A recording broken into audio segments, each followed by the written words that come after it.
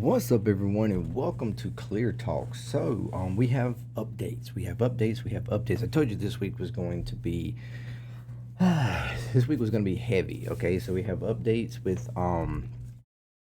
the Democratic Party and Biden, and apparently the calm from trying to take him out before has now reversed again, and now we have prominent Democratic senators and stuff coming at him, and him actually sort of weakening his stance himself on uh, what it would take for him to bow out. And so we got updates on that.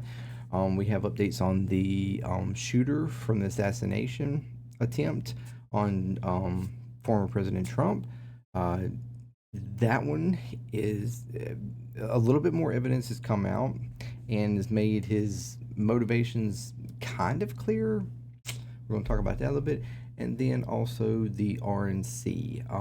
Man, is the RNC not without its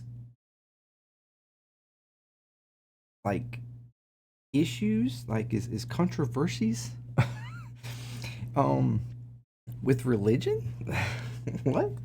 Anyways, so yeah, let's talk about it. All right, so first off, let's go ahead and get Biden out of the way.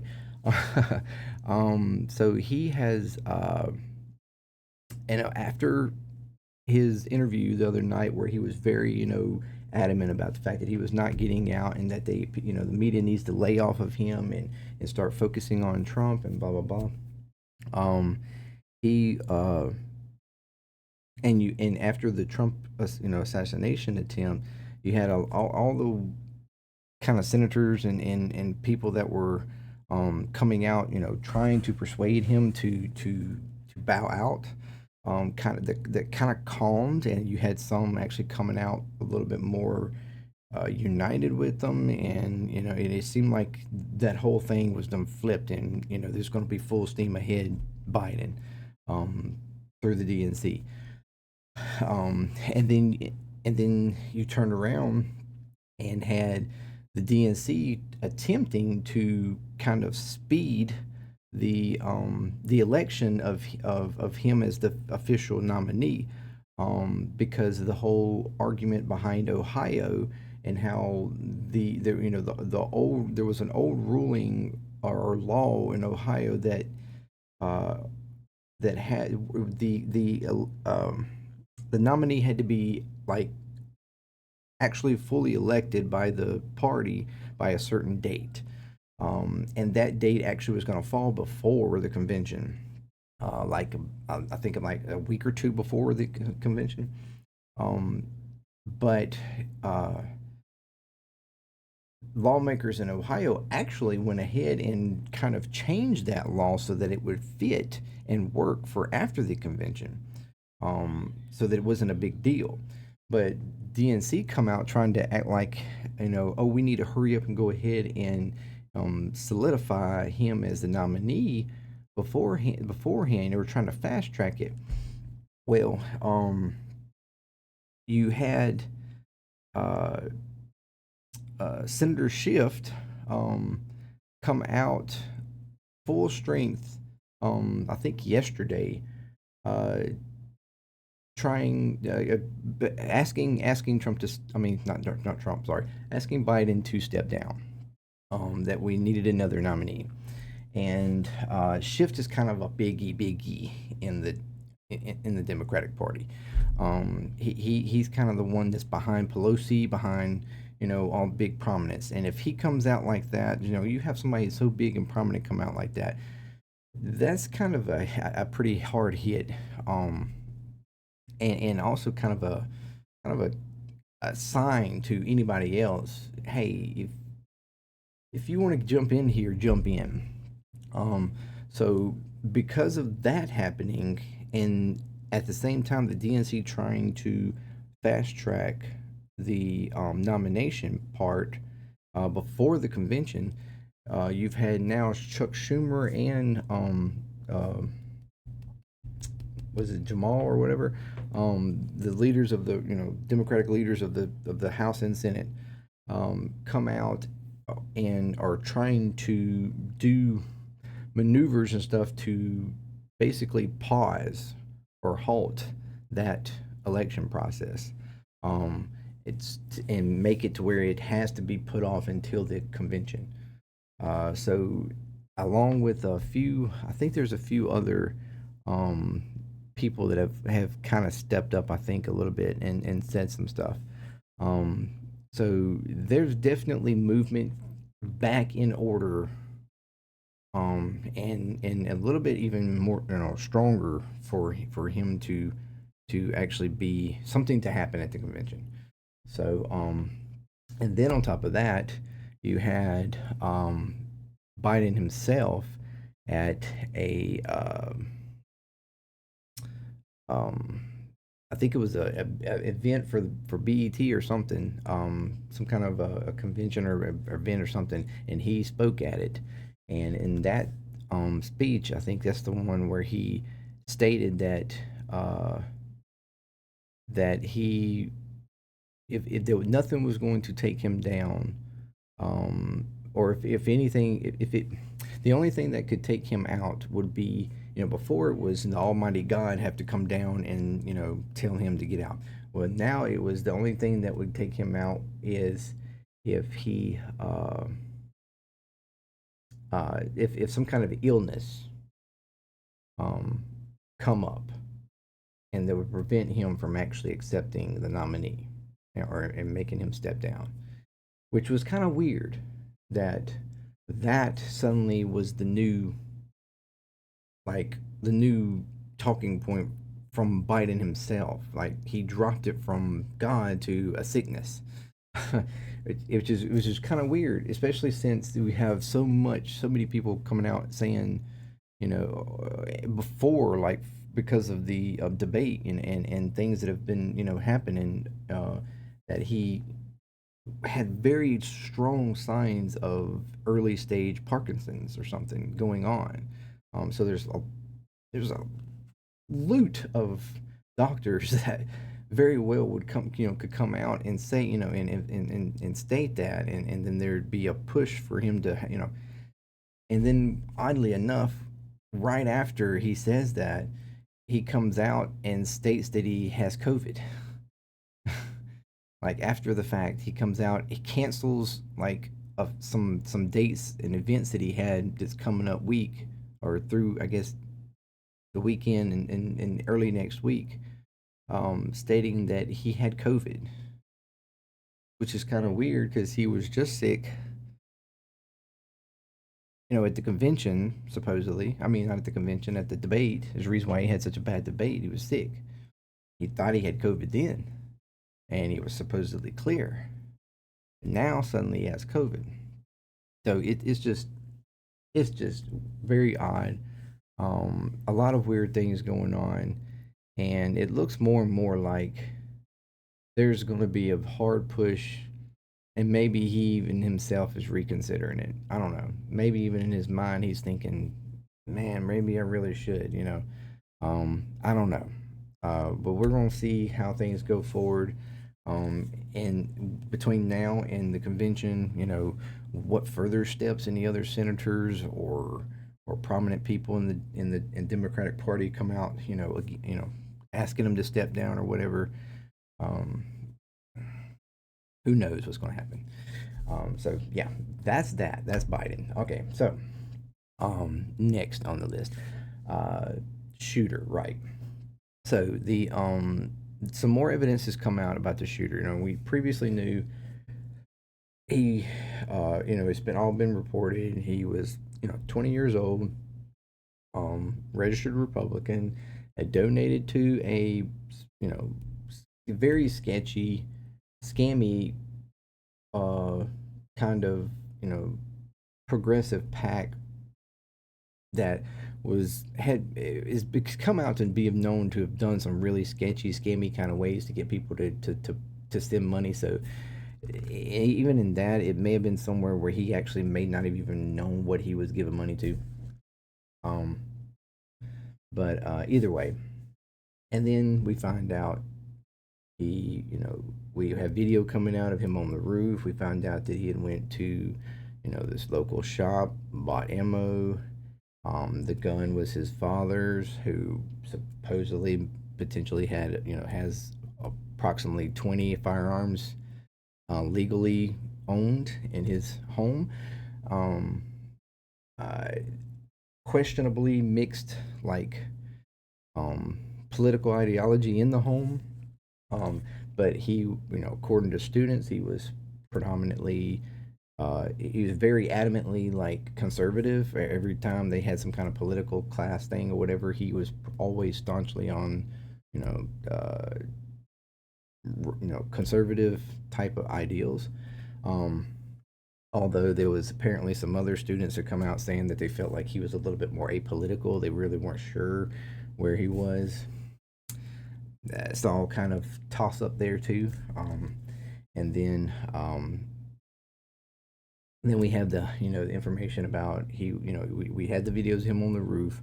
The people saying that they were um, trying to alert officials that there was somebody on the roof. They weren't sure what he was doing, and then they noticed the rifle, trying to tell them. People were squirming, seemed unclear about what was going on. Apparently, some type of local official climbed up the ladder, to try to engage with him, and he pointed the gun at him. The official turned around and back down off the ladder, or fell off the ladder, either one. And then he turned around, shot. Um, we know he at least got off roughly, I guess, 3 rounds before the counter snipers were able to lock on and shoot, and take him out. Um, but now we have further evidence come out, uh, showing like bystanders and stuff, and video sort of confirmation that he had been seen around the area for at least about 29-30 minutes, that he was in the area. Now, he may not have, had a visible weapon and stuff. He may not have looked dangerous in that whole time, until he actually climbed up. But he was seen and, was noticed on the premises for at least, right at 30 minutes before the shooting. So it that that's kind of here or there. Like I said, it's possible that he didn't look dangerous at all up until the point that he was actually spotted on the roof. Maybe he had the weapon concealed somewhere, hidden somewhere, or something. He was, I would assume he was probably trying to find or figure out a potential spot, and maybe at the last second, that's when he noticed that up there and decided, hey, let me climb up there, or whatever. Um, we also know that he had, uh, you know, materials and stuff that could make an explosive in his car. Um, had some kind of transmitter on him, but there was no apparent explosive like made or something. Um, the FBI had gotten a hold of his phone, and as far as we had known, they hadn't found any real major like evidence of social media profiling or anything like that. But now they're stating that they found browser history on the phone where he was doing browser searches on Donald Trump, on Biden, on one or two of the Supreme Court justices, and uh, I can't remember. It seemed like maybe a senator or something. There's like a list of people that he was searching in his timeline. I mean, in his search history, along with a supposedly mental depression disorder in his history. So I don't know. Take that as you will. It could be that he just straight up, and and in the history, like looking on the individuals, it was like looking at their schedules to, where they were um, gonna be at certain dates and anything in his local area. And it just so happened that Trump was in his local area within 45, 50 minutes away for an event. So it could be that he was just looking for something to do. He's just your typical kind of, you know, first time or, you know, exploring into the world of uh, assassin, murder, whatever, mass murder, or whatever. I don't know. Um, uh, Apparently disturbed, and just so happened by a flip of the coin, Trump was the one that was the closest, and he decided to go. It could, if it had been Biden, he may have actually attempted at Biden. Who knows? I mean, um, it just that's the way it kind of appears. But all of this thrown together is a little odd. Um, because we also had found out we had word from the head of the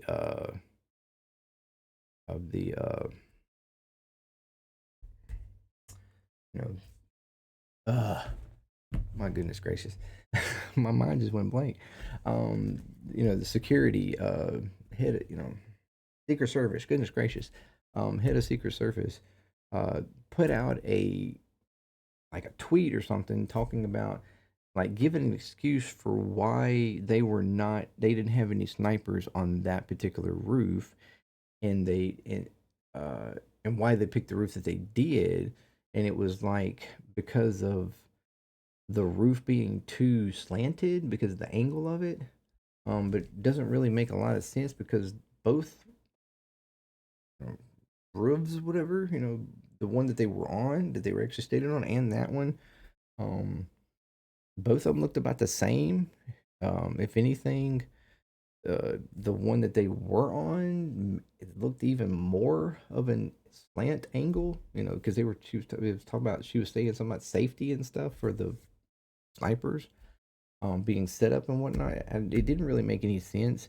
I mean, for me, it was obvious for them not to have snipers up there because, or well, not maybe not obvious, but from what I had already previously understood, that was outside the parameter that they were supposed to be like located in anyways. If there were to be snipers or somebody up there, it would have had to have been more like local officials anyways, which I mean could certainly have been possible. And maybe maybe that's what she was actually trying to say, is that they considered putting snipers on like local people up there, but because of the danger, maybe they didn't want to put local officials in danger. I don't know. It all seems a little weird. Um, but there was actual officers in that building. Um, uh, Having it was a building, actually that building was actually being used as like a service point for all the different um agencies and stuff that were there and providing security. So it, it it does appear that there was, at least to some degree, maybe some kind of um incompetence to some degree. I'm still not like leaning as hard as some people are on that. But uh, I think it's just a matter of certain circumstances and it just happening so quickly that it couldn't be stopped like you would expect it to. But anyways, so that's that. As far as I know, that's pretty much all the new updated info. His browser searching for all kinds, for several, 4 or 5 people, um, in from former president, current president, justices, maybe a senator or so. It was just, there were several people. He was looking at prominent people apparently in politics. Maybe he was uh, breaking down politically. I don't know. Who knows what was going on in his head as far as that's concerned. But it did look like, it's starting to look a little bit more like it was kind of a flip of a coin, that it happened to be Trump coming there within a range that he was comfortable with, and to do what he wanted to do. So, anyways, um, now the Republican National Convention, last one. So, it's been what you had after the assassination attempt. Trump come out stating that he wanted to. He was a changed man, basically.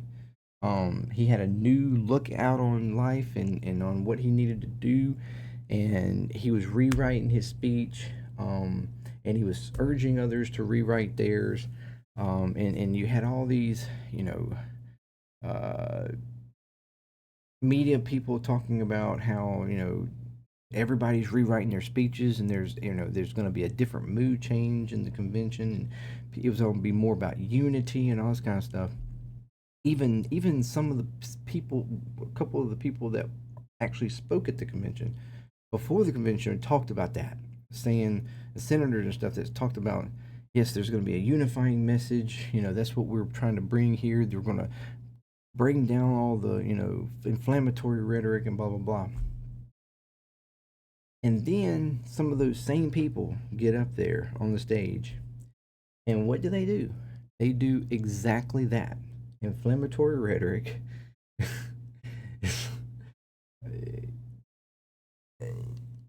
talking all kinds of crap, throwing blame and everything else. It has been throughout the event. Several of them. Now, weird enough, there was a couple of them that actually was a little bit more calm in their speeches. Um, but anyways, so it's been kind of a toss up to some degree. You've had the head of the Teamsters, first time ever speaking at a Republican National Convention, and he laid down the gauntlet, man. Hey, he threw down like base stuff, stuff that nobody in that building actually agreed with. Or at least most of the ones that are leader type roles didn't believe it. Um, but he did get some cheers, so it was interesting. Uh, but yeah, he was talking all about workers' rights and unions and all this kind of stuff, and the you know states that were putting in the right to work, and which we know is basically anti-union, and he was hitting it. Probably one of the best speeches they've ever actually had at the Republican National Convention. Um, that was weird. That was a little off the cuff.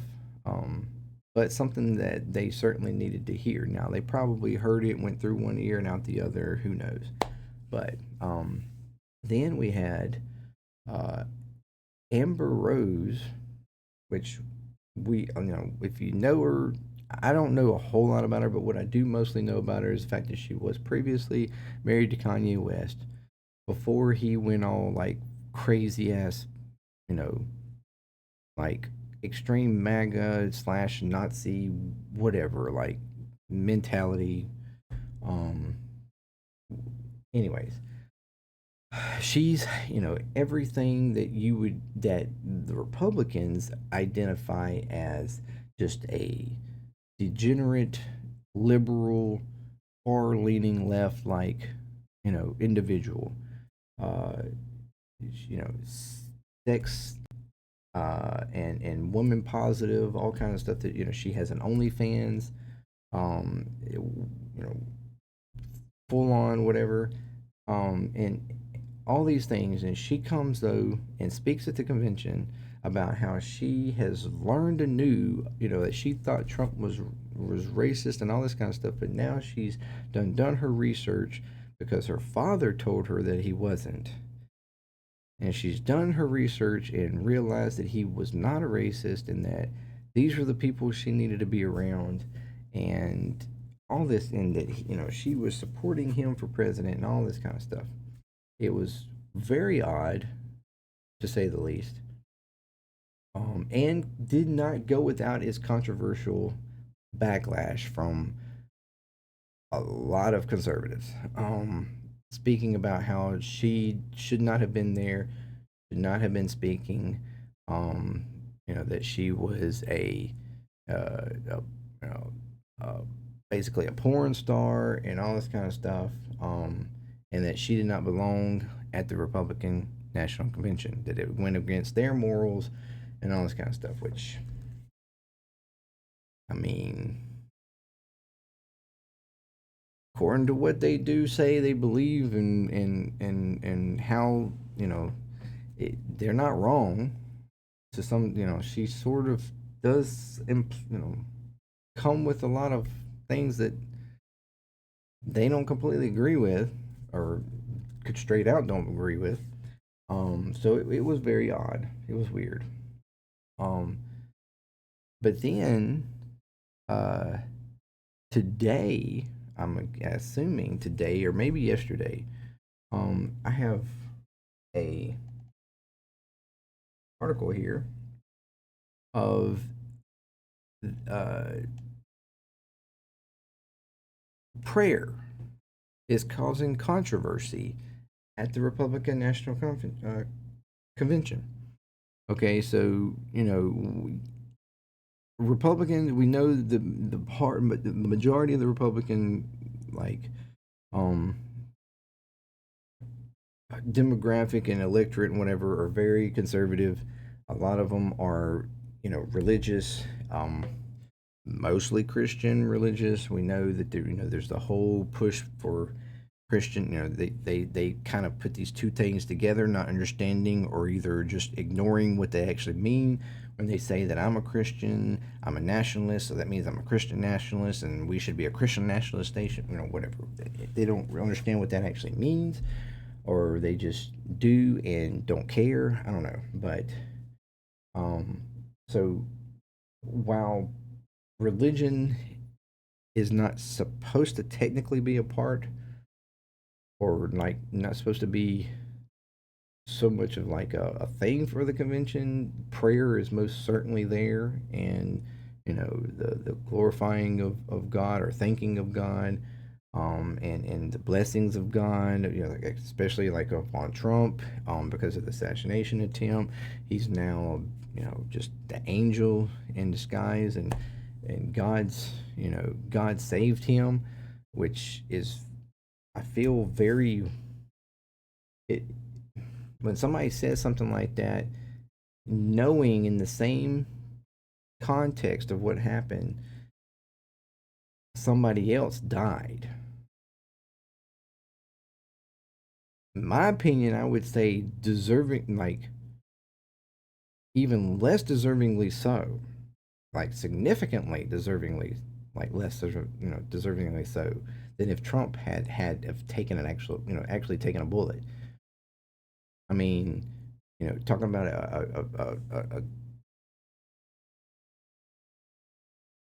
a father, fireman, lays his life on the line every day, covered his family to save them. He takes a bullet and dies.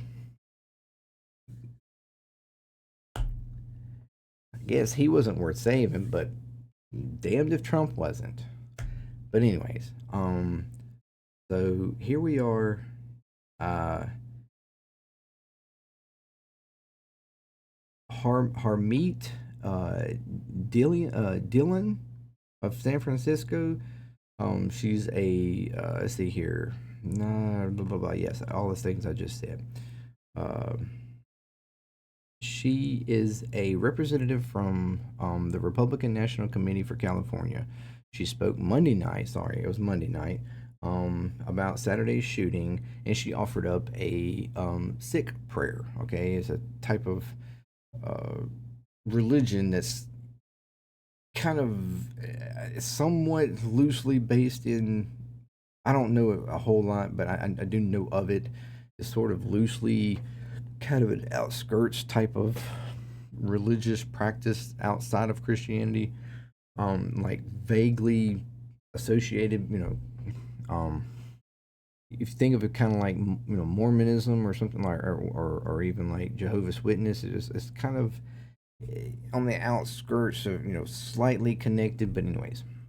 Um, she states, I am honored to share with you, my fellow Republicans and guests tonight, a prayer from my faith tradition practiced by over 25 million worldwide. Um, and she, gave her thing, explained that she'd been recited, explained that she would be reciting the artist prayer, which is a six say before a new endeavor in order to praise God and ask for protection. She sang the prayer in the Punjabi language. Sorry if I completely messed that pronunciation up. And then added a prayer in English. Dear Vahaguru, I'm, I'm guessing. Our one true God, we thank you for creating America as a unique haven on this earth where all people are free to worship according to their faith. We seek your blessings and guidance for our beloved country. Please bless our people with wisdom as they vote to the upcoming election. Vote in the upcoming election. And please bless with humility, honesty, skill, and integrity all those who conduct the election. Okay? We're going to skip over that. um, and this prayer struck controversy with the Christian leadership and stuff in the GOP uh, after the fact. The sick prayer sparked controversy. Some Christian leaders criticized the GOP for leaning into an interfaith approach. Republicans rocking a sick prayer at the RNC. It would be better to have no prayer than this type of coexist. Uh, pabu, I can't speak today. Bulum said Thomas S. Kidd, a professor at Midwestern University. I don't know how important he really is, but whatever. Other visitors, viewers, questioned why images of Christian crosses were projected on the screens behind her as she was delivering the prayer, and behind a Jewish woman as she was offering a Jewish prayer. The wall of giant screens behind her projecting images of American flags flying next to Christian crosses in churches, religious news services reported. Still others said the Republican National Convention's organizers did not appropriately prepare them for what to expect from Dylan's remarks. And this is a statement from a Reverend James Romke. There was a woman that came out who was sick. I told her I have to be off the stage. I told them, sorry, not her. I told them I have to be off the stage completely when she prays. I don't want there to be confusion. As a follower of Christ, I can't be on the stage while this woman is praying to. I don't know what. Ultimately, that was a miscommunication. Who also prayed from the stage Monday. So although her prayer faced pushback because it came from a non-Christian faith, its actual content was par for course at this week's events. Multiple speakers were offering prayers in which they called on God to bless the country and thank God for keeping Trump safe. We keep thanks to you for keeping President Trump safe. This was from that same reverend. We pray for the families of those affected by the demonic violence at the rally on Saturday. And we pray you would send your holy angels to guard and keep President Trump from all harm and danger. So, yeah. Apparently,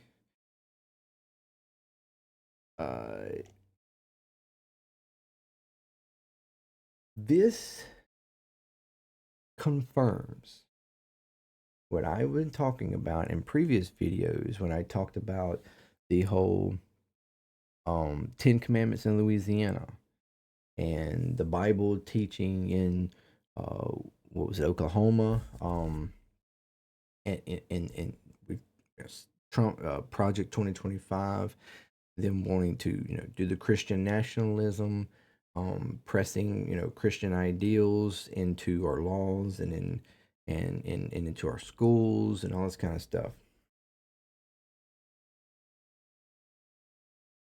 We are a secular country,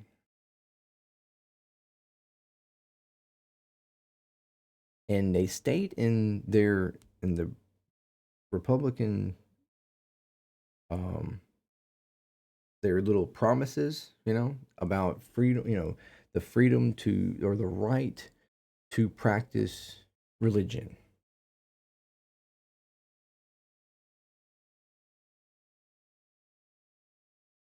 And we've been trying to say all along what they mean is the right to practice their religion, not others. And this kind of stuff right here confirms to me that, where you have constant backlash, you know, on someone of a different, slightly different faith coming on stage. She's a Republican, she's conservative, she believes in uh, basically all of your ideas, but she just happens to have a slightly different faith tradition that roughly is, based in some of the same stuff. But you have a problem with it, and you don't think that she belonged on stage. You don't think she should have been there, and that they shouldn't have allowed this. Now, quite frankly, I mean, it's a political thing. It's, I don't think it should be there at all, but that's just my personal opinion. I'm not over it. They're free to do what they want. That's the freedom of religion. So she should have been free. And technically, the events, actually, the event um, committee or whatever, the event people that are actually, putting this stuff together, they are being more democratic or, in more separation, I guess, religious open by allowing her on the stage to do that than the other people that are even, there and also in the event and all the backlash they're giving. I mean, that's what I'm talking about, though. That it's what if I don't know what if this woman decided she wanted whatever laws, commands, guidelines to life in her local schools. Well, she's from California; they probably wouldn't care. But I mean, I'm saying, like, what if she wanted that across all schools? When if the Republican take over the House again, and they go to, what if she, along with Bible and Ten Commandments or whatever in all the schools, what if she wanted her little guidelines also, and or felt that it should be right to have her guidelines all in there, or anybody, a Muslim want their guidelines in there, or satanic, whatever want theirs in there. I mean, this is the problem. This is the reason why there's a separation of church and state. The reason why religious stuff should stay out of politics.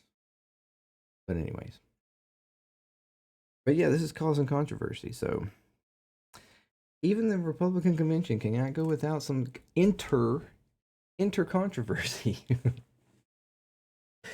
uh, between having other religions that they don't really completely agree with, and praying to who knows what, to somebody, a porn star, uh, sex, uh, slut walk, was that she self like invented or whatever. I don't know. Um,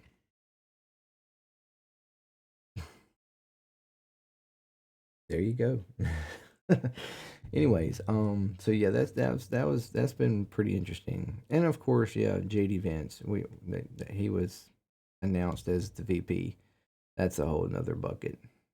And he's in the like apprentice basically for you know he's who they're gonna push for further like he's supposed to be apparently the parent nominee for 28 for the Republican Party. That's I guess Trump is going to to to do his magic on him and teach him the trades. Um, yeah, that's probably not going to work.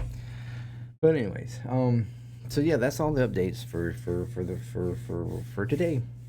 So what did you think about all that?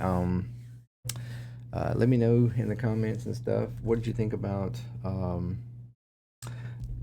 Do you think Biden's going to be is going to actually wind up being pushed out by the convention? And who's to take the place? Um, what do you think about the shooter and the motive? Was it just sort of flip of a coin, or do you think there was something more nefarious or